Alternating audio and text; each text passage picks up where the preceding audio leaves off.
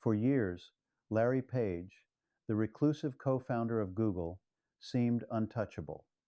He wasn't just another billionaire. He was the quiet architect of the modern internet. While others like Elon Musk and Mark Zuckerberg battled in public, Page slipped into the shadows, building an empire so vast that it touched almost every aspect of our digital lives. But then he vanished. Suddenly, Larry Page was no longer showing up at Google events. His appearances at public conferences, once a key part of Google's image, stopped completely. Instead, rumors began to swirl. Secret private islands in the Caribbean, hidden investments in futuristic flying cars, and quiet political lobbying to change immigration laws, not for the public, but for himself and a handful of ultra-wealthy friends. And then came the whispers about his citizenship status. Reports claimed that Larry had quietly obtained residency in countries most people could never dream of moving to: small, tax-friendly island nations in what insiders described as billionaire escape plans. At the same time, investigative journalists uncovered connections between his private foundations and lobbying efforts in Washington, all aimed at shaping laws to benefit Silicon Valley's most powerful players. What happened to the man who once said, "Always deliver more than expected"? Was he retreating from the public eye to focus on groundbreaking innovations, or was he running from something? They say Larry Page helped build the world's biggest information machine, but when it comes to his own life, he's made sure the search results stay blank. He once stood at the very peak of global influence, but what happened to Larry Page? Let's find out together, here on the Hidden Billionaires. Long before Larry Page became the man who could reshape entire industries with a single decision, he was just a curious boy growing up in East Lansing, Michigan, a city better known for its quiet neighborhoods than for producing billionaires. Born on the 26th of March, 1973, to Carl and Gloria Page, Larry's life began in a home where computers weren't just machines, they were part of the family's DNA. His father was a pioneer in computer science and artificial intelligence at Michigan State University, and his mother taught computer programming. For most kids, playtime meant toy cars or baseball. For Larry, it meant dismantling electronics, flipping through technical manuals, and asking questions that even adults struggled to answer. By age 6, he had already learned how to take apart a printer just to understand how it worked, and then put it back together, only faster. Friends recall that Larry's bedroom looked more like a robotics lab than a child's playroom. He didn't just play with technology, he lived inside it. It wasn't just raw intellect that set him apart, it was vision. Even as a teenager, Larry believed that technology could solve almost any human problem. In middle school, while his classmates were worried about grades or weekend plans, he was obsessing over how information could be organized and accessed instantly. Larry's early education wasn't just shaped by school, but by an environment that encouraged relentless curiosity. His parents believed deeply in education, and their dinner conversations often revolved around the latest breakthroughs in computer science. It was during these talks that Larry absorbed two lessons that would guide his life: never accept limits, and the most valuable knowledge is the kind that connects everything together. In 1991, he left Michigan to attend the University of Michigan, where his ideas began to take a sharper form. He studied computer engineering and became fascinated with the web still in its infancy, seeing it not as a chaotic mess of pages, but as something that could be mapped, ranked, and made universally useful. While most people were simply excited to browse the internet, Larry was already thinking about how to control it. His curiosity didn't stop there. In 1995, he enrolled at Stanford University for his PhD in computer science, a move that would change his life forever. There, in the academic halls of Silicon Valley, he met Sergey Brin, a fellow student whose mathematical genius and restless energy matched Larry's own. Their initial meeting wasn't exactly friendly. Sergey was assigned to show Larry around campus and spent most of the tour arguing with him about technology. But those debates quickly evolved into collaboration. Within months, the two were working on a research project that would become the backbone of one of the most influential companies in history. Larry's roots were more than just family background, they were the blueprint for his destiny. Raised in a home where innovation was the norm, educated in the heart of America's technology revolution, and armed with a relentless need to solve the problem of information, Larry was about to take his first giant step toward changing the world. And that first step would start with a search. It all began with a single idea, one that seemed so simple, yet no one else in Silicon Valley had cracked: how to organize the chaos of the internet. In 1996, Larry Page and Sergey Brin started working on a project they initially called Backrub. The name sounded strange, but the idea was revolutionary. Instead of ranking web pages by how many times a keyword appeared, the way early search engines did, Larry's system would analyze how websites were linked to each other. The more quality links a page had, the more important it was. In short, it mimicked the way academic citations worked, and it worked brilliantly. Larry's PageRank algorithm, named both for web pages and for himself, was the spark that would ignite the Google empire. But like every great tech story, the climb to the top wasn't a straight shot. At first, no one wanted to buy their idea. Established companies like Yahoo and AltaVista either didn't understand its potential or didn't see the value in search as a business. Investors were skeptical. How could something that didn't sell ads make money? But Larry and Sergey were relentless. They set up shop in a small, rented garage in Menlo Park in 1998, funded by a $100,000 check from Sun, Microsystems co-founder Andy Bechtolsheim, a check they hadn't even opened a bank account to cash. That garage would become Silicon Valley legend. From day one, Larry insisted on an almost obsessive focus on speed and precision. He believed search should be so fast that results appeared before you even finished typing. While other tech founders dreamed of flashy homepages, Larry kept Google's design stark and simple, just a search box and the logo. And then came the breakthrough: AdWords. By selling targeted advertising alongside search results, Google found a way to print money without charging users a single cent. The combination of free, lightning-fast search and hyper-targeted ads turned Google into a goldmine. By 2001, Google was handling billions of searches a year. Larry, still in his late 20s, was suddenly one of the most powerful figures in technology. But he wasn't satisfied.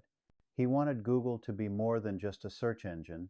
Under his influence, the company expanded into email, Gmail, mapping, Google Maps, and later, mobile operating systems, Android, all with the same goal: own every gateway to information. Still, the climb wasn't without conflict. In the early 2002, Google's board replaced Larry as CEO with Eric Schmidt, arguing that the young founders needed adult supervision. For some, it would have been a humiliating blow. But Larry didn't sulk, he learned. He spent the next decade studying management, observing how Google scaled from a scrappy startup into a corporate giant with tens of thousands of employees. When he reclaimed the CEO role in 2011, Larry was no longer the idealistic grad student in a garage. He was a billionaire with a mission: make Google untouchable. He streamlined operations, killed dozens of underperforming projects, and poured billions into moonshot ventures, from self-driving cars to internet beaming balloons. By the mid-2010 Google wasn't just a tech company, it was a global empire. Its influence stretched from your phone to your home to the cloud itself. And at the center of it all was Larry Page, the quiet mastermind who preferred code to cameras. But with power came scrutiny. Governments began questioning Google's dominance, accusing it of crushing competition and harvesting personal data. Rivals called it a monopoly. Activists warned that no single company should control so much of the world's information. And through it all, Larry remained largely silent, a man climbing ever higher, even as the winds of controversy began to blow. Soon, the climb would bring him to the very peak of global tech dominance and to the kind of personal choices that would push him further from the spotlight than ever before. By the time Larry Page had cemented Google as the uncontested king of the internet, the spotlight was no longer something he sought, it was something he actively avoided. And in that shadow, controversies began to swirl. The first major crack came from antitrust investigations. In 2010, the U.S. Federal Trade Commission opened a sweeping inquiry into whether Google was abusing its dominance to crush competition.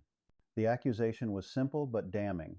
If a rival service threatened Google, the company would bury it in search rankings or buy it outright.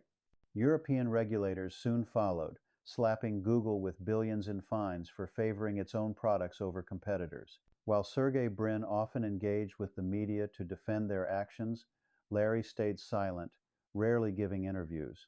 Insiders say this wasn't just shyness, it was strategy. Larry believed that every word spoken by a CEO could be used against the company, so he spoke only when absolutely necessary. But silence created its own rumors. By the mid-2010 second, whispers began about Larry's personal disappearances from Google headquarters. Some said he was retreating to focus on moonshot projects at X, Google's experimental lab. Others claimed his health was failing, citing his rare public appearances and the strained quality of his voice, which he later revealed was due to a condition affecting his vocal cords. Then came the political lobbying controversies. In 2019, investigative reports suggested that Google, under Larry's leadership as Alphabet's CEO, had quietly influenced U.S. lawmakers to stall or water down regulations that could harm big tech. While lobbying is common in corporate America, critics argued that Larry's methods were unusually secretive, with money flowing through third-party groups and nonprofits to mask its source. At the same time, Google faced internal unrest. Employees staged massive walkouts to protest how the company handled sexual harassment claims, particularly after it was revealed that top executives accused of misconduct were quietly given multi-million-dollar exit packages. Although Larry was no longer the day-to-day CEO by then, many held him accountable for the culture he had shaped. And then came the island story, the one that truly captured public imagination. In 2021, news broke that Larry Page had been living part-time in Fiji, reportedly using the COVID-19 pandemic as an opportunity to avoid public scrutiny.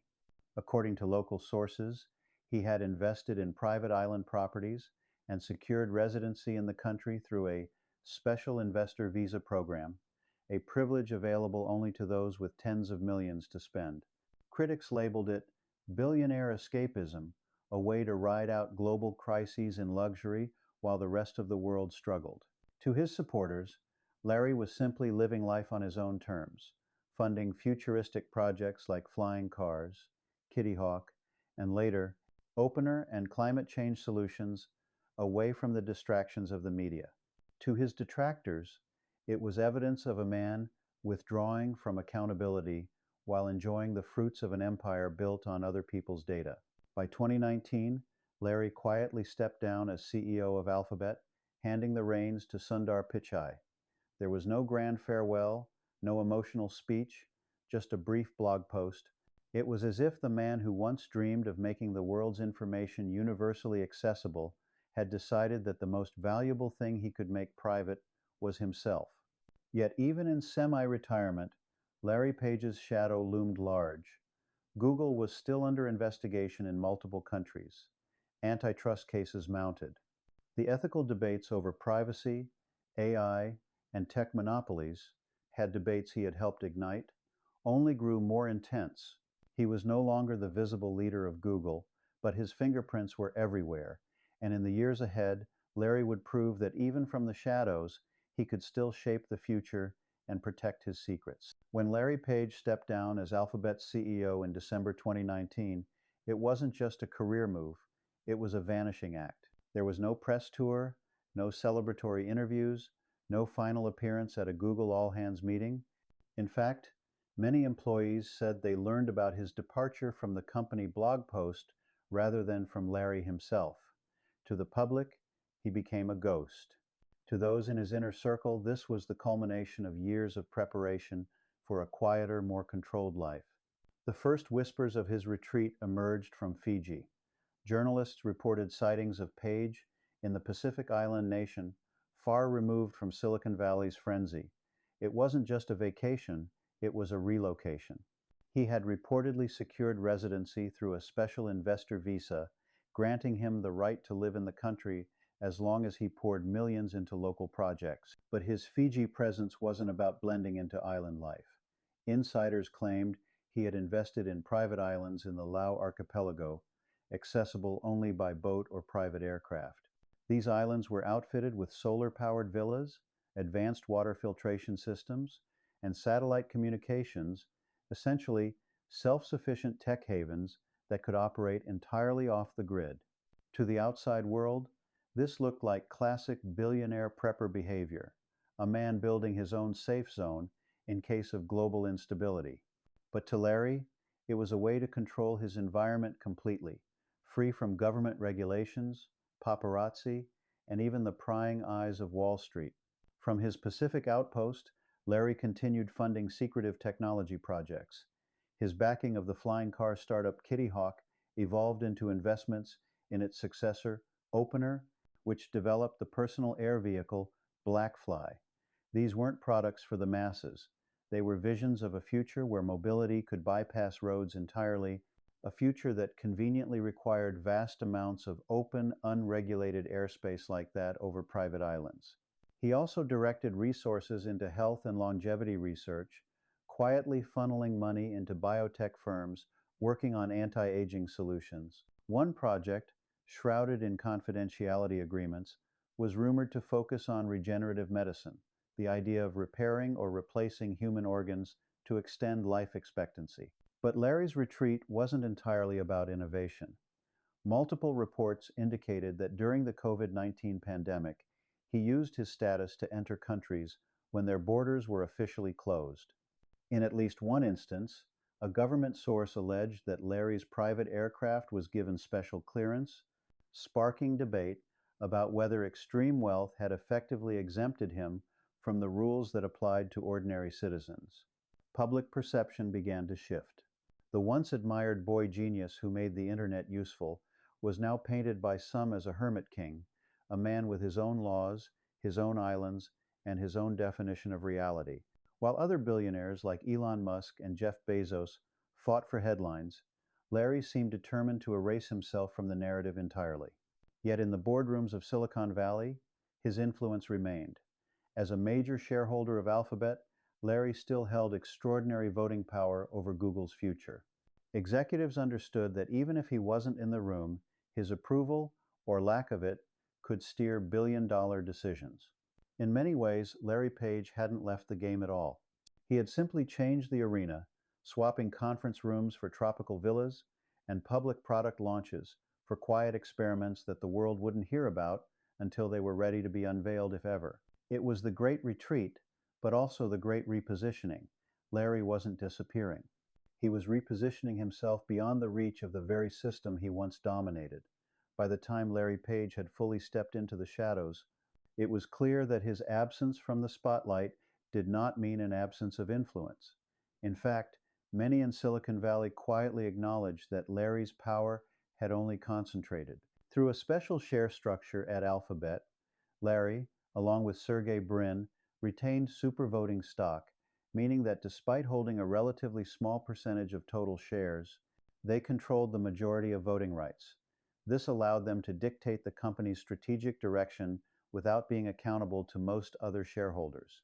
In essence, Larry had engineered Google's corporate DNA so that even in retirement, he could never truly be overruled.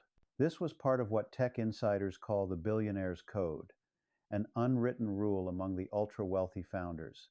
Build something world-changing, then lock in control so tightly that it can outlast you. For Larry, it was a masterclass in quiet authority.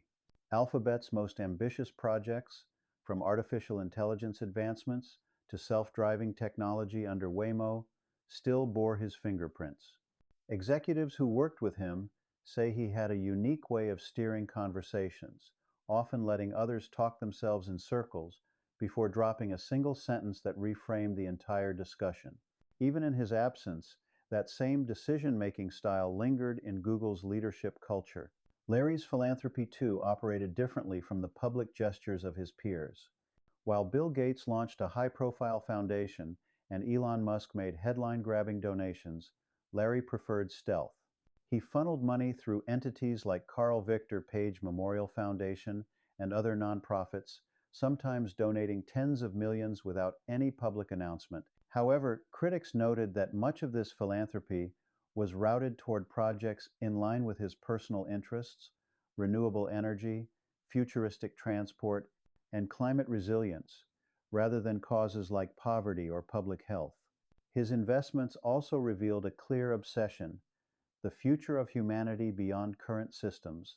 By backing companies focused on radical mobility, flying cars, off-grid living, self-sustaining islands, and longevity science, Larry seemed to be designing a blueprint for a world where the ultra-prepared could thrive regardless of political instability, economic collapse, or even environmental catastrophe. But this forward-looking vision was double-edged. To admirers, it proved Larry Page was a true innovator, always thinking decades ahead. To critics, it felt like he was building a parallel reality, one in which technology insulated billionaires from the problems faced by everyone else. And yet, his legacy at Google remained undeniable. He had taken a research project in a Stanford dorm room and turned it into the most powerful information company in history. Billions of people relied on Google daily to find answers, to navigate the world, to communicate. That kind of impact is rare, even among billionaires. Still, the shadow side of that legacy lingered. Concerns about privacy, monopolistic power, and AI ethics were now permanent fixtures in discussions about Google. Some former employees even wondered aloud whether Larry's decision to retreat from the public stage was partly to avoid being the face of these controversies. After all, it's easier to debate Google than to debate Larry Page if Larry isn't there to defend himself. In the end, his legacy seemed to rest on two pillars: the empire he built and the system he designed to keep it under his control forever, whether he was physically present or not. The question now wasn't whether Larry Page still had power, it was how, when, and why he chose to use it. And perhaps more intriguingly, whether the billionaire who built the most powerful search engine in history had finally found the one thing he wanted to keep hidden: himself. Larry Page's story is one of extraordinary genius and equally extraordinary mystery. For years, he was the face behind Google's incredible rise, the visionary who transformed how billions access information. Yet, as Google's shadow stretched across the globe, Larry retreated from the public eye, leaving fans and critics alike to wonder, who is the man behind the empire? The truth is, Larry Page's life is a puzzle wrapped in paradox. On one hand, he is the archetype of the Silicon Valley disruptor, young, brilliant, and obsessed with changing the world through technology. On the other, he has become the ultimate enigma, a billionaire who deliberately erases his digital footprint, creating a life so private it almost defies belief. His retreat sparked endless speculation. Some believe Larry is quietly shaping the future from his island hideaways, pioneering technologies that could rewrite the rules of human existence. Others suspect he is escaping the consequences of the empire he helped build, shying away from legal scrutiny, public backlash, and the ethical debates swirling around Google's reach. Few know the full extent of his daily life now. Reports suggest he lives a controlled existence, surrounded by trusted aides, immersed in confidential projects that promise to push humanity forward or isolate him further. Whether it's flying cars, anti-aging research, or climate innovation, Larry's investments hint at a man still driven by big ideas, even if the world no longer watches his every move. His disappearance has only deepened the myth. The man who once sought to organize all the world's information has become a mystery himself, an unsolvable search query with no clear answer. For those fascinated by power, innovation, and secrecy, Larry Page is both a cautionary tale and a source of endless intrigue. As the tech world moves forward, one thing remains certain: Larry's influence is woven into the very fabric of our digital lives. Whether he chooses to emerge again or remain in the shadows, his legacy challenges us to consider the costs and consequences of creating empires in the age of information. The boy from Michigan who dreamed of a better internet is still out there somewhere. But what truly happened to Larry Page? That question may never be fully answered.